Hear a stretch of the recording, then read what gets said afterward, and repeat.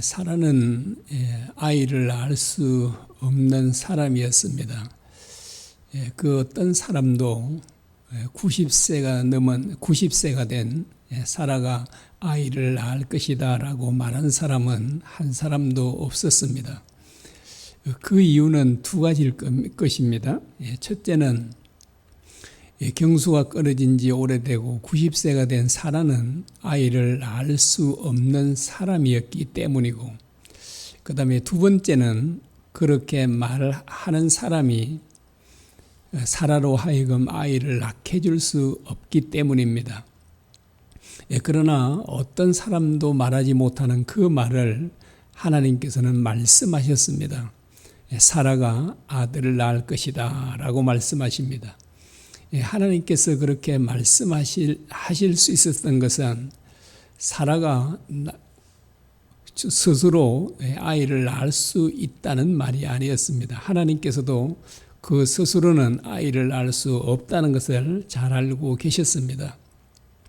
그러나 하나님께서 그렇게 말씀하신 것은 하나님께서 그 사라로 하여금 아이를 낳을 수 있도록 해줄 수 있었기 때문입니다. 정말 하나님의 말씀대로 사라는 아들을 낳았고 그 아이에게 젖을 먹이게 됐습니다. 그런데 젖을 뜰 날이 되어서 이 아브라함이 큰 잔치를 배설했다라고 그렇게 말합니다. 그런데 사라가 이스마엘이 자기 아들 이삭을 놀리는 장면을 목격하게 됐습니다. 9절입니다. 사라가 본즉 아브라함의 아들 애굽 여인 하갈의 아들이 이삭을 놀리는지라 라고 합니다. 자, 이것을 목격한 사라가 아브라함에게 이렇게 말을 합니다. 10절입니다. 이 여종과 그 아들을 내쫓으라. 이 종의 아들은 내 아들 이삭과 함께 기업을 얻지 못하리라. 여러분, 이 장면을 보면서 어떤 마음이 드십니까? 사라가 너무하지 않습니까? 자기 아들을 좀 놀렸다고 어떻게 아브라함의 아들인 이스마엘을 내쫓을 수 있습니까? 저는 이 말씀을 볼 때 참 사라가 너무하다라고 하는 그런 생각을 가졌습니다. 아마 여러분도 저와 같은 마음을 가진 분들이 있을 것입니다. 여기에 놀리다 이 말은요, 옛날 우리 개역 한글은 희롱하다 이렇게 번역을 했습니다. 자, 이 말의 그 히브리어는 차하크라고 하는데요. 자, 이 차하크가 어디에 사용되었는지를 보면, 자, 이 이스마엘이 이삭을 어떻게 놀렸는지를 우리가 생각해 볼 수 있습니다. 창세기 26장 8절에 이렇게 말씀합니다. 이삭이 그 아내 리브가를 껴안은 것을 블레셋 왕 아비멜렉의 창으로 내다본지라 라고 합니다. 이삭도 자기 아버지처럼 똑같이 거짓말을 했죠. 리브가는 내 아내가 아니라 누이입니다 라고 했습니다. 그런데 어느 날 아비멜렉 왕이 창문을 통해서 내다보니까 이삭이 리브가를 껴안는 것입니다. 그래서 이걸 보고 불러서 말하죠. 책망합니다. 내 아내인데 왜 내 누이라고 했느냐 이렇게 책망을 하지 않습니까? 그런데 여기에 껴안다라고 할 때 이 껴안다 이 말이 차크라는 바로 오늘 본문에 말씀하고 있는 그 원어와 똑같습니다. 여러분, 그 누이 동생을 껴안으면 안 되나요? 누이 동생이 아주 슬퍼하고 있을 때 껴안아 주면서 위로해 줄 수 있지 않습니까? 기쁠 때는요, 동생을 껴안고 막 펄쩍펄쩍 뛰면서 같이 함께 기뻐할 수도 있잖아요. 그런데 바로 이 아비멜렉 왕이 그 이삭이 리브가를 껴안는 거 보고 뭐라고요? 네 아내인데 왜 누이라고 했느냐 이렇게 책망하고 있지 않습니까? 그래서 여기에서 단순히 누이 동생을 껴안는 것처럼 하는 것이 아니라 여기에는 성적 예물을 말하고 있습니다. 다시 말하자면 부부 사이가 아니면 할 수 없는 일을 이삭이 껴안고 행했다는 것을 말씀하고 있는 것입니다. 그 다음에 창세기 39장 17절입니다. 당신이 우리에게 데려온 히브리 종이 나를 희롱하려고 내게로 들어왔으므로, 이렇게 말합니다. 자기 남편에게 거짓으로 말하고 있죠. 히브리 종이 들어와서 내가 소리 지르니까 막 그렇게 옷을 두고 이렇게 도망갔다. 그 히브리 종이 나를 희롱하려고 내게 들어왔으므로 라고 합니다. 여기에 희롱하려고 하는 이 말도 차크라는 히브리어가 사용되고 있습니다. 여기 희롱한 걸 뭘 말하고 있죠? 겁탈하려고, 이런 말이잖아요. 자, 그러면 이스마엘이 이삭을 차크했다, 이 말이잖아요. 그러면 이제 이게 어떤 의미인지를 우리가 좀 짐작해 볼 수 있지 않습니까? 자, 그래서 이스마엘이 이삭을 성적으로 희롱했다는 것을 알 수 있습니다. 여러분 기억나십니까? 옛날 남자아이들은요, 뭐 2-3살, 3-4살까지는 아랫도리를 입히지 않았습니다. 시원해야 좋다. 옛날 어른들은 그렇게 해서 그냥 다 아랫도리 벗고 또 막 그냥 쫓아다니고 했잖아요. 그러면 또 동네 그 형들 가운데 직구전 형들은 어떻게 해요? 꼭 그 고추를 이렇게 만지면서 땡기기도 하고 그냥 이렇게 하는 거예요. 장난을 치는 거죠. 장난을 이렇게 치는 겁니다.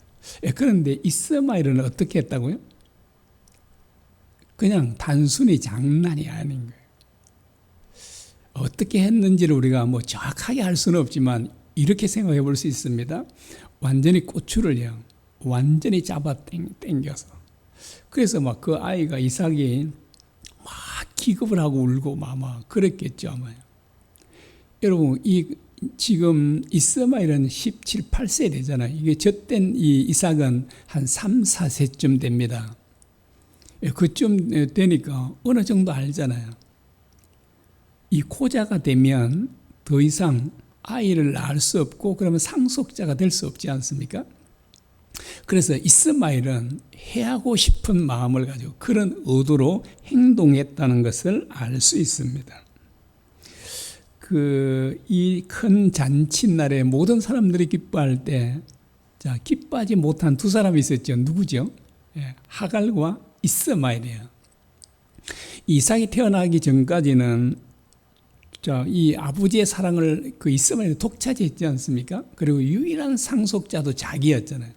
그런데 이삭이 태어나자 이 이스마엘은 그냥 순식간에 찬밥 신세가 됐습니다. 그래서 그는 시기와 분노가 일어났고 그는 의도적으로 단순히 놀리는 게 아니라 정말 이삭을 해하려고 했던 것입니다. 그 가인과 아벨을 우리가 그 사건을 잘 알고 있지 않습니까? 가인은 시기와 질투가 일어나서 결국 그 동생을 죽였지 않습니까? 그래서 지금 이스마엘 마음속에도 시기와 질투가 일어났고 그 동생이 미운 거죠.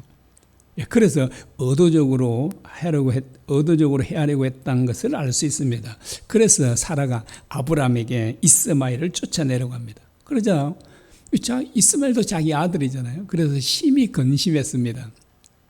근심하는데 하나님께서 아브라함에게 하신 말씀이죠. 12절에 이렇게 말씀합니다.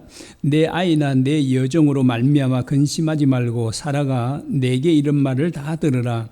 이삭에게서 나는 자라야 내 씨라 부를 것임이래라 라고 합니다. 하나님께서 뭐라고 말씀하죠?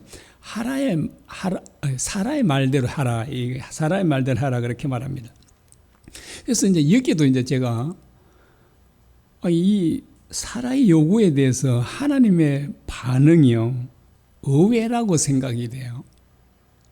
여러분 그런 생각이 안 드나요? 우리 하나님은 어떤 분이에요? 사랑의 하나님, 차별이 없는 하나님이잖아요. 그런데요, 지금 하나님께 누구 편을 들어주죠? 주인인 사라 편을 들어주고 있잖아요. 종 하갈 편을 들어주지 않고 이 지금 사라의 편을 들어주고 있습니다. 그러면 하나님께서 왜 그 사라의 요구를 들어주라고 말씀하셨을까요? 정말 편해서 그럴까요? 사라를? 그렇지 않는 겁니다. 자, 이 사라의 요구는 정당하기 때문에 하나님께서 그렇게 말씀하신 것입니다. 그 육신의 자녀는 약속의 자녀와 함께 아브라함의 상속자가 될 수 없습니다. 그리고 아브라함의 상속자가 된다는 것은 곧 하나님의 상속자가 된다는 것을 의미합니다. 로마서 9장에 보면요, 이스마엘은 육신의 자녀이고 이삭은 약속의 자녀다라고 말합니다. 육신의 자녀는요, 그 로마서 9장에 보면 하나님의 자녀가 아니다 이렇게 말합니다. 그러니까 당연히 하나님 나라를 유업으로 받을 수 없습니다. 하나님의 나라를 유업으로 받는 사람은 오직 약속의 자녀만 하나님의 나라를 유업으로 받을 수 있다라고 말합니다. 그리고 갈라디아서 4장에 보면 이스마엘은 육체를 따라 난 자고 이삭은 성령을 따라 난 자다 이렇게 말합니다. 갈라디아서 4장 29절입니다. 그러나 그때 육체를 따라 난 자가 성령을 따라 난 자를 박해한 것 같이 이제도 그러하도다. 자, 여기에 이스마엘이 이삭을 뭐 했다고요? 박해했다고 말합니다. 단순히 놀리는 장난친 게 아니다 이렇게 말합니다. 여러분, 육체를 따라 난 사람이 왜 성령을 따라 난 사람을 박해할까요? 왜 박해한지 아십니까? 그 사람 속에 사탄의 속성을 갖고 있기 때문에 그렇습니다. 시기와 미움입니다. 반대로요, 왜 성령을 따라 난 사람은 육체를 따라 난 사람을 박해하지 않을까요? 그 속에 주님의 속성을 갖고 있기 때문에 그렇습니다. 여러분, 왜 이스마엘이 이삭을 박해했을까요? 바로 가인처럼 그 속에 사탄의 속성을 갖고 있었기 때문이다라고 합니다. 그래서 이런 자들은 하나님의 나라를 상속받지 못한다라고 말합니다. 그러므로 쫓아내는 것은 너무나도 당연하다라고 말합니다. 그런데 하나님께서는 약속대로요, 이스마엘을 돌봐주십니다. 그런데 이스마엘이 어떤 사람이 됐다고 아까 우리 아침에 앞에 읽었죠? 본문을 읽었습니다. 어떤 사람이 됐다고 합니까? 20절 하반절에 보면 이렇게 말합니다. 그가 장성하여 광야에서 구조하며 활 쏘는 자가 되었더니 라고 말합니다. 자, 이 예스가 어떤 사람이 됐는지를 말하죠. 활 쏘는 자가 됐다. 자, 활 쏘는 자 하면 누가 생각나죠? 사냥을 진짜 잘했던 예스죠. 자, 이 활 쏘는 자가 됐다는 말은 훌륭한 용사가 됐다 이런 말이거든요. 훌륭한 용사가 됐다 이런 말인데요. 이것은 뭘 말하냐 하니까 육체의 힘을 믿고 의지하는 사람을 상징하고 있습니다. 그래서 이 사람은 크게 세상적으로 보면 성공했다 이렇게 말할 수 있습니다. 그리고 하갈은 자기 아들 이스마엘에게 어떤 여인을 아내로 얻어주었다 그러죠? 21절 하반절에 보면 뭐라고 그래요? 그의 어머니가 그를 위하여 애굽 땅에서 아내를 얻어주었더라 이렇게 말하죠. 여러분, 애굽 사람들은 어떤 사람을 상징하냐니까 세상 사람을 상징하고 있습니다. 그래서 그들이 무엇을 추구하며 살았던 사람들인가를 알 수 있죠. 그들은 뭘 추구했죠? 그들은 세상적인 것들을 추구하며 살았던 것을 알 수 있습니다. 자, 지난번에 말씀했습니다. 이스마엘의 할례를 받았습니까? 안 받았습니까? 받았습니다. 자, 14세쯤 돼서 받았죠. 할례는 하나님의 백성된 표징입니다. 그리고 그는 아버지 아브라함으로부터 끊임없이 하나님의 말씀을 듣고 배웠습니다. 자, 이것은 그가 얼마나 큰 은혜와 축복 가운데 살았는가를 알 수 있지 않습니까? 그는 정말 바른 믿음을 가질 시간이 충분하게 있었습니다. 그런데도 그는 바로 그 바른 믿음을 갖지 못하고 끊임없이 세상적인 것들을 추구했던 것입니다. 자, 이런 사람들, 세상적인 것들을 끊임없이 추구하는 사람들의 마음에는 하나님의 말씀이 들어갈 자리가 없습니다. 그래서 이런 사람에게는 믿음이 생기지 않습니다. 그리고 이런 사람들은 자신의 욕망을 쫓아 살 수밖에 없습니다. 그 대표적인 사람이 가룟 유다예요. 여러분, 가룟 유다가 얼마나 축복의 자리에 있었습니까? 예수님의 사도가 되었죠. 예수님께서 행하시는 모든 기적을 보았죠. 예수님의 그 정말 은혜로운 말씀들 다 듣지 않았습니까? 그런데 가룟 유다의 마음에는 돈을 사랑하는 마음이 극진했죠. 계속 그는 돈을 추구했습니다. 그러므로 그 예수님의 말씀도 그 마음에 들어갈 수가 없었습니다. 갈라디아 6장 7절에 이렇게 말합니다. 사람이 무엇으로 심든지 그대로 거두리라. 사람은요, 모두가 자기가 심은 대로 거둔다고 합니다. 이렇게 말합니다. 6장 8절입니다. 자기의 육체를 심는 자는 육체로부터 썩어질 것을 거두고 성령을 위하여 심는 자는 성령으로부터 영생을 거두리라 라고 말합니다. 육체의 욕망을 추구하는 사람들은 반드시 썩어질 것 얻게 되죠. 그래, 성령의 소욕을 쫓아 사는 사람들은 반드시 영생을 얻게 된다라고 그렇게 말합니다. 갈라디아서 5장에 보면 육체 욕망을 따라 사는 자들은 하나님의 나라를 유업으로 받을 수 없다라고 합니다. 그래서 하나님 나라는 오직 성령을 쫓아 사는 사람만 하나님 나라를 유업으로 받을 수 있다라고 말합니다. 그래서 이 세상의 모든 사람들은요, 각자 자기가 심은 대로 거둔다는 거예요. 여러분, 정말 명심해야 될 말씀입니다. 모든 사람들은 자기가 심은 대로, 마지막 날에 그것을 다 본인이 거두게 된다라고. 뭘 심었는지. 육체 욕망을 따라 살면 썩어질 것, 성령의 소욕을 따라 살면 영원한 것, 이것을 얻게 된다라고 말합니다. 요한복음 6장 63절입니다. 살리는 것은 영이니 육은 무익하니라. 내가 너희에게 이런 말은 영이요 생명이라 라고 말합니다. 육체의 욕망들을요, 다 성취한다 해도 영생을 얻을 수 없습니다. 자, 육체의 욕망을 따라서 세상에서 크게 성공을 해도요, 모든 거 다 성취를 하고 이룬다 해도 그 사람은 절대로 영생을 얻을 수가 없습니다. 영생은 오직 하나님의 말씀, 주님의 말씀으로만 얻게 된다라고 말하지 않습니까? 주님께서 이렇게 말씀하십니다. 너희도 가려느냐? 제자들이 물으니까 베드로가 이렇게 말합니다. 주의 영생의 말씀이 주께 있사오니 우리가 누구에게로 가오니까? 라고 합니다. 영생의 말씀이 주님에게 있다라고 말씀합니다. 여러분, 우리 오늘 여자분들, 엄마들이죠, 엄마들이요, 어떤 가치관을 가지는지는 너무나 중요합니다. 사라와 하갈을 보십시오. 어떤 가치관을 가지는지. 왜 그러냐면 우리 아이들은 엄마의 지대한 영향을 받기 때문에 그렇습니다. 여러분은 여러분의 자녀들에게 무엇을 주려고 합니까? 돈입니까? 성공과 출세입니까? 아니면 주님의 말씀입니까?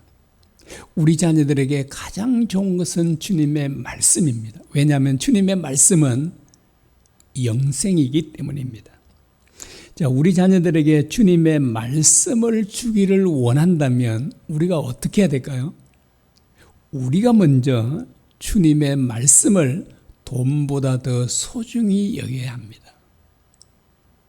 우리가 이런 삶을 살면 우리 자녀들은 우리의 삶을 보고 정말 그들이 주님의 말씀을 어떤 것보다 소중하게 여길 것입니다.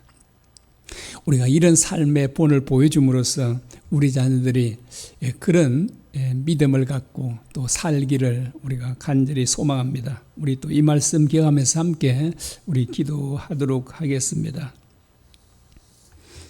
갈라디아서 6장의 말씀처럼 우리는 무엇을 심든지 우리가 다 거두게 됩니다. 그래서 우리가 무엇을 심어야 되는지 우리에게 가르치고 있지 않습니까? 육체를 따라 심는 사람은 썩어질 것, 또 성령을 쫓아 우리가 사는 사람은 또 성령으로부터 우리가 영생을 거두게 된다라고 말씀합니다. 우리 이 말씀 기억하면서 함께 기도하겠습니다.